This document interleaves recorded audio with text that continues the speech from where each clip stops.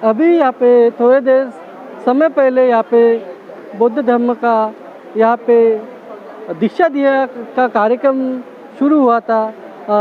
अभी शाम का समय हुआ है और अभी बरसात आ रही है, उस कारण इस दीक्षा देने के कार्यक्रम को अगले दिन के लिए उसको आगे बढ़ाया गया है। आप देख सकते हैं सामने में भंते जी अपने अनुयायी के साथ में यहाँ पे है। जो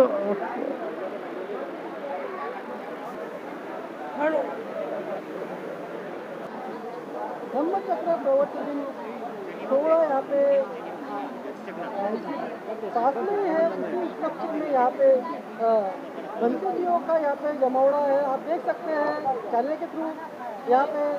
और इस भंते जी के द्वारा यहाँ पे धम्म दीक्षा दी जा रही है। बड़ी संख्या में लोगों को यहाँ पे बड़ी संख्या में लोग दूर दूर से आए हैं। अमरावती, यवतमाल, बाहर से भी आए हैं, यूपी, बिहार, मध्य प्रदेश से भी लोगों ने यहाँ पे आए हैं। इसके बारे में विस्तार से अपन जानकारी लेंगे। अपने पास भंते जी है।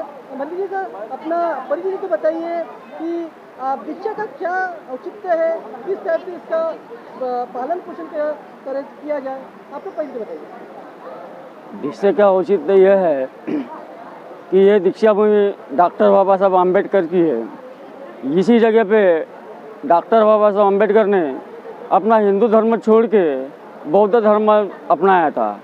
और ख़ास बात ये थी कि उस वक्त किसी भी शूद्र मानने वाले व्यक्ति को, स्त्री को कोई अधिकार नहीं था, ना पूजने का, ना मंदिर में जाने का, ना स्कूल पढ़ने का, ना पार्टी में उभे करने का, ना मंत्री बनने का, ऐसा कुछ भी अधिकार नहीं था। तो उस वक्त बाबा साहब ने सोचा कि जब मैं इतना पढ़ा लिखा हूँ तो मेरी ये हालत है, मेरे साथ इतना बड़ा अन्याय हो रहा है, तो जो मेरा समाज है तो वो समाज कैसा जिएगा, किस तरह आगे बढ़ेगा। तब बाबा साहब ने 1935 में कहा था कि मैं अपना हिंदू धर्म छोड़ दूंगा और बौद्ध धर्म अपनाऊंगा।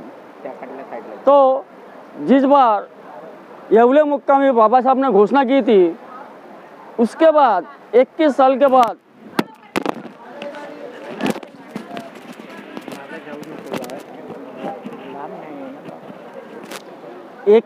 बाद बाबा साहब ने इसी पवित्र दीक्षा भूमि पर सबसे पहले गुरु चंद्रमणि के हाथों से पंचशील ग्रहण किए और फिर उपासक बने। उपासक बनने के बाद इसी दीक्षा भूमि पर लाखों लोगों को बौद्ध धर्म की दीक्षा दी है।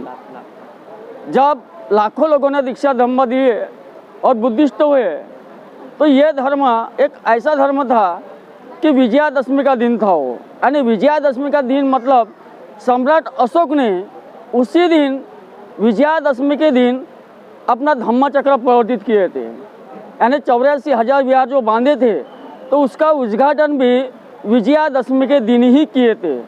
तो वही दिन बाबा साहब ने सुना कि जो इतना बड़ा राजा था, जिसने अपनी तलवार छोड़ दी है भगवान बुद्ध के धम्म पे, और धम्म के तलवार छोड़ने के बाद जिसने बौद्ध धर्म को आगे बढ़ाया, तो वही दिन सबसे बड़ा अच्छा था, यानी विजयादशमी दिन।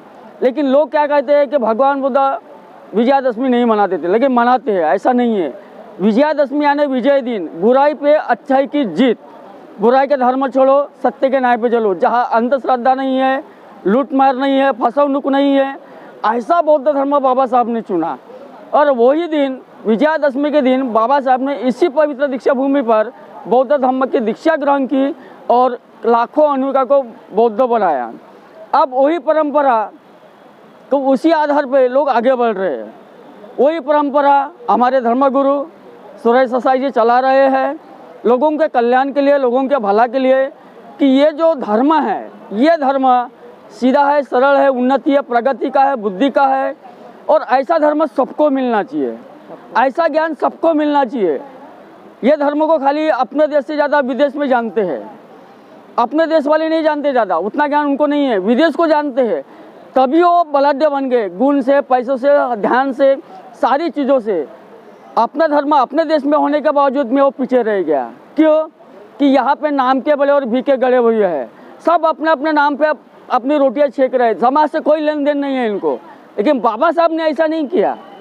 बाबा साहब को सब प्यारे थे, छोटे से लेकर सब समाज के लोगों के लिए किया, और ऐसा दूरदृष्टिपना जो बाबा साहब ने सोचा था, तो वही आगे बढ़ना चाहिए, वही कारवा आगे चलना चाहिए, और इसी से अपना कल्याण हो सकता है।